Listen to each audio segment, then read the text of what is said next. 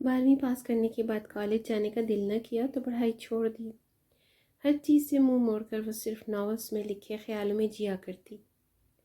کھانا ملے یا نہ ملے بس ناولس پڑھنے ہوتے تھے اس نے۔ ماں سے بہت ڈانٹ بھی پڑتی تھی اور کبھی کبھی ماں جی تو چپل بھی چولہے کے پاس بیٹھے بیٹھے نور کو مار دیتی تھیں۔ پر مجال ہے جو شرم محسوس کی ہو کبھی ڈھیٹ بن کر بس ہاتھ میں کتاب لیے ایک کمرے سے دوسرے کمرے میں ناول کے بعد اس کا دوسرا عشق چائے سے تھا۔ چائے ہو کڑک، ہاتھ میں کتاب ہو اور بس چاہے زمانے کو آگ لگے یا سمندر کوئی بہا لے جائے، وہ ہر چیز سے بے خبر ہو جاتی۔ جب مسکراتی تو دونوں گالوں پہ ڈمپل بنتے تھے، جیسے ہو کوئی تتلی سی خوبصورت رنگین سی، کوئی آسمان سے اتری پری ہو۔ ماں نے آواز دی، نور تمہارے بابا آئے ہیں، ان کو پانی لا کر دو۔ نور منہ بناتے ہوئے بولی، اماں بابا کو خود پانی دے دو، اٹھ کر یہاں اقرار اور سکندر کی طلاق ہو رہی ہے۔ میں بہت پریشان ہوں ماں، حیران ہو کر اقرا اور سکندر یہ کون ہے؟ ماں سچ میں حیران تھی، نور کے بابا یہ اقرا اور سکندر کوئی محلے میں رہتے ہیں کیا؟ نور کے بابا نے اینک صاف کرتے ہوئے بولے، مجھے تو نہیں علم ایسے نام، ہمارے کوئی رشتہ دار یا جاننے والے کوئی ہوں۔ ماں نے پھر پوچھا، نور یہ کون ہے بیٹی؟ اللہ خیر کرے، نور ذرا منہ پھیر کر بولی، اماں یہ عشق میں ناچیں گے ناول کے ہیرو ہیروئن ہیں۔ بس پھر ماں نے اتار لی چپل، غوری میزائل کی طرح نور کی طرف گئی۔ نور پہلے سے ماں کی چال سمجھ چکی تھی، دشمن کسی وقت بھی حملہ کر سکتا ہے، اس لیے خود کو بچاتے ہوئے بابا کے پاس آ گئی۔ بابا کیا لے کر آئے ہیں آج میرے لیے؟ باپ نے نور کی طرف دیکھا، پانی مجھ کو پلاتی نہیں ہو اور امید برگر پیزا کی رکھتی ہو۔ باپ مسکرا رہا تھا، جاؤ کھانا لے کر آؤ میرے لیے۔ ناول کو اپنے بیڈ کے تکیے کے نیچے رکھا، بابا کو کھانا لا کر دیا، پھر اپنے لیے چائے بنانے چلی گئی۔ ماں نے دیکھا نور کچن میں ہے، ماں نے بتایا، نور برتن دھو لو۔ کچن میں ہی ہو تو نور نے پہلے ماں کی بات کو اگنور کر دیا، چائے کپ میں ڈال رہی تھی، ماں کچن میں آ گئی۔ سنا نہیں تم نے؟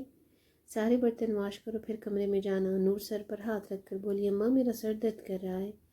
ہائے اللہ، اچانک سے درد کہاں سے آ گیا؟ وہ چائے کا کپ اٹھا کر جانے لگی تو ماں نے چمٹا پکڑ لیا، برتن دھو کر جاؤ گی، چائے یہاں حد ہوتی ہے۔ نور غصے میں بولی، ماما یار رحم کرو مجھ پر، اتنی سردی میں برتن بیمار ہو جاؤں گی۔ ماں نے ہاتھ میں دیگچی تھما کے کہا، چل دھو، دیکھتی ہوں کتنا بیمار ہوتی۔ چائے کا کپ رکھا، برتن دھونے لگی۔ ہائے ربا، مجھے کن غریبوں کے گھر بھیج دیا، کاش میرے ماما پاپا کوئی ہیرو ہوتے، ان کا بڑا سارا گھر ہوتا، گاڑیاں ہوتی، نوکر ہوتے، میں آواز دیتی ملازم کو مجھے کافی لا کر دو، ملازم میڈم جی بول کر کافی لا دیتا۔ ماں پاس کھڑی سن رہی تھی، بکواس کرنے کو تیز ہو، کل کو اپنے گھر جاؤ گی تو وہاں کون کر کے دے گا تم کو؟ برتن دھوئے، چائے ٹھنڈی ہو چکی تھی، چائے پھر سے گرم کی، کپ بھرا کمرے میں چلی گئی، کتاب اٹھانے لگی۔ وہ سین کچھ یوں تھا، ایک باغ ہے جس میں ہر طرح کے پھل لگے ہوئے تھے، ٹھنڈی ہوا چل رہی ہے، تتلیاں پھولوں کے اوپر منڈلا رہی ہیں، لڑکی نے نیلی پیلی چوڑیاں پہنی ہوئی پھولوں میں دوڑتی ہوئی آ رہی ہے۔ جیسے وہ پھولوں کے پاس پہنچی سب تتلیاں اڑ گئیں، تتلیاں اڑتے ہوئے کوئی جنت سا نظارہ لگ رہا تھا۔ پیچھے سے ایک خوبصورت لڑکا دوڑتا ہوا آ رہا تھا جو بہت خوبصورت، بڑی نیلی آنکھیں، مونچھ رکھی ہوئی، چھوٹی سی داڑھی، لڑکی کو آواز دے کر رہا، رک جاؤ میری جان، جیسے وہ باغ میں کھیل رہی ہوں۔ لڑکی مڑ کر دیکھتی ہے، لڑکا ہاتھ پکڑ لیتا ہے، میری شہزادی کہاں بھاگ رہی ہو مجھ سے؟ لڑکی نظریں جھکائے کھڑی ہوتی ہے کہ لڑکا ہاتھ چوم لیتا ہے، ہلکی سی بارش ہونے لگتی ہے۔ وہ یہ ناول پڑھ ہی رہی تھی کہ آنکھ لگ گئی، سو گئی، ناول منہ پہ پڑا ہوا خود سو گئی، سوتے ہوئے معصوم سی بن چلی، بالکل حور لگ رہی تھی۔ صبح اٹھی، ماموں کا بیٹا چاند ان کے گھر آیا۔ چاند وہ لڑکا تھا جس کو نور بہت محبت کرتی تھی، لیکن چاند نور کو بالکل بھی نہیں۔ چاند کو دیکھ کر مسکرانے لگی، واہ واہ، آج تو ہمارے نصیب کھل گئے، آپ ہمارے گھر آئے۔ ماں نے ڈانٹا، بے شرم، کچھ شرم کیا کرو، جا پانی لے کر آؤ چاند کے لیے۔ چاند نے پھوپھا کو سلام کیا، کیا کمرے میں بیٹھ گئی، گلاس میں پیپسی ڈال کر پھر اسی گلاس سے 2 گھونٹ بھرے۔ یہ کیا، پیپسی تو کم ہو گئی، اس میں برف کی 2 ٹکڑی شامل کر کے گلاس پھر سے بھر دیا۔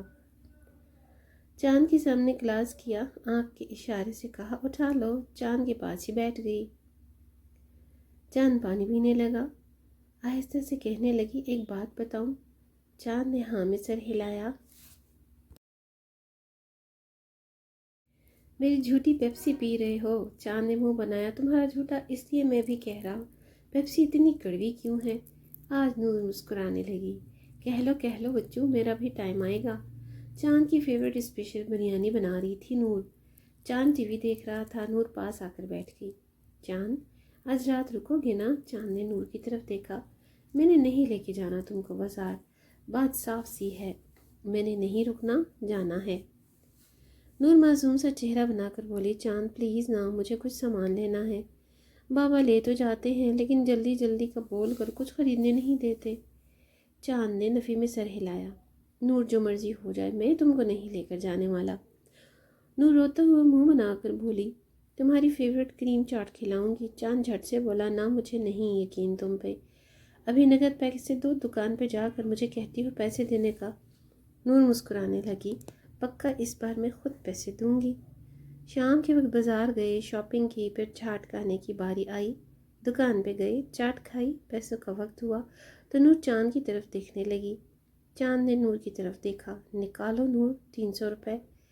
نور منہ بنا کر بولی چاند میرے پاس صرف 50 روپے ہیں، باقی کی میں نے شاپنگ کر لی۔ چاند کو بہت غصہ آیا، 50 کا نوٹ نور کے ہاتھ سے چھین کر بولا اگلی بار کون کنمینہ آئے گا تمہارے ساتھ؟ میرے 250 کو چونا لگا دیا۔ نور من ہی من میں ہنس رہی تھی۔ راستے میں بائک پہ بیٹھی ہوئی، چاند کے کندھے پہ ہاتھ رکھا ہوا۔ چاند ایک بات کہوں؟ چاند نے ہاں میں سر ہلایا۔ چاند شادی کر لو مجھ سے کتنی بار کہہ چکی ہوں تم سے؟ چاند کہہ کر لگا کر ہنسا۔ میں پاگل نہیں ہوں، ابھی میں نشہ نہیں کرتا، میرا دماغ کام کرتا ہے۔ تم سے شادی سے اچھا میں 20 روپے کا زہر لے کر پی لوں۔ نور نے چٹکی کاٹی کمر پہ۔ چاند دیکھنا، تم کو اپنا دلہا بنا کر ہی دم لوں گی۔ چاند مسکرانے لگا، بنا لو، میں مانوں گا تو پھر نا۔ گھر پہنچے ماں نے پوچھا بیٹا اتنی دیر کیوں لگا دی؟ چاند نور کی ماں کی طرف دیکھ کر بولا پھپھو اس سے میرا 250 روپے لے کر دو، گھر سے وعدہ کر کے گئی تھی چاٹ یہ کھلائے گی۔ نور کی ماں نے آہستہ سے بولا ارے آرام سے، تمہارے پھپھا گھر ہی پر ہیں۔ نور اپنے کمرے میں چلی گئی۔ دوسرے دن چاند بھی گھر واپس چلا گیا۔